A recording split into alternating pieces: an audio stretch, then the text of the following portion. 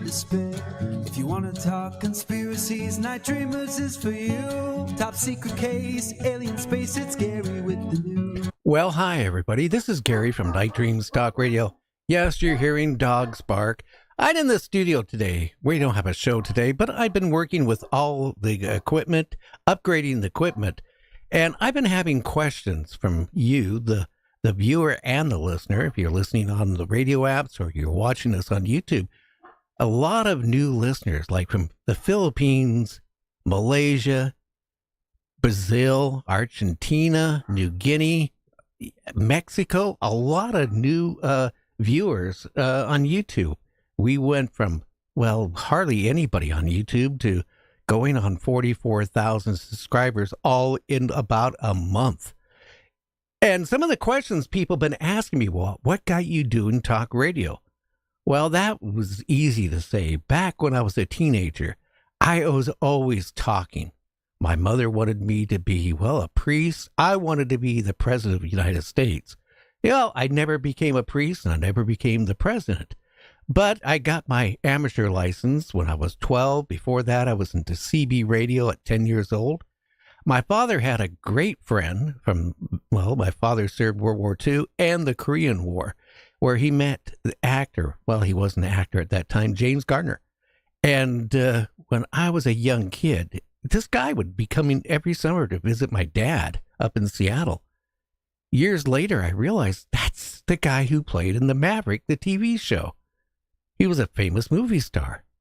And, you know, I was really infatuated with talk radio when I was a young kid, starting maybe about age 8 years old. I used to listen to all the talk radio shows. And one day I said to my dad, can you get a hold of your friend? I want to talk to Jack Benny, because Jack Benny was my idol. And, well, James Garner made that happen. And I got a phone call from Jack Benny, and I remember it. We had this long talk, and he let me ask him all these questions about how he got in radio and all the falls and pits of radio and all the joy of doing radio. And I became a friend of Jack Benny, and he kind of mentored me for the years, all the way up to about late 73, 74, he passed. But he gave me the urge to follow my dream to get into radio. And also when I was a kid, like at 13, 14 years old, I would go 8-9 miles and walk to the local group of radio stations. At that time, it was in Seattle, KOL and KJR. And I got to know a lot of famous DJs. And they even let me spin the records occasionally and, you know, clean the bathroom for them, for they didn't have to do it. And I pursued it. When I got out of the military, the first thing I did is I went to broadcast training. I was taught how to become a DJ. And my first radio job, I was supposed to be a DJ at a radio station spinning records. I took the job. I made the move. A month later, I went to report to work, and everybody was staring at me. And that's when I found out, well, they're no longer playing music. They are now a news talk radio show. And that's how I got into doing talk radio. Now, you know, my show is a little bit unique nowadays. Maybe I'm a dinosaur, because I've been doing this now 54 years. I don't interview like a lot of people do, because honestly, I think talk radio has a lot of hype in it.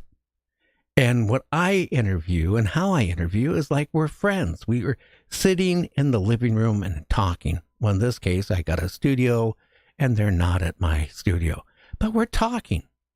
And that way, having a conversation one-on-one, they're going to talk more than they normally would.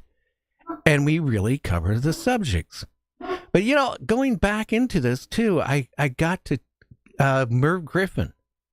I got the courage to get a hold of him when I was a teenager. And boy, did my dad at that time, the phone bills were by the minute. And when my dad would get the phone bill, oh God, the house shook with his yelling. But Merv Griffin was another one who was gracious enough to take a couple of my calls when I was a young kid. I think around 15, 16, like that. And he told me how he got into broadcasting and then got into a band as a singer. And then, Merv Griffin, game shows and talk shows. He gave me a lot of pointers what to do and what not to do in radio.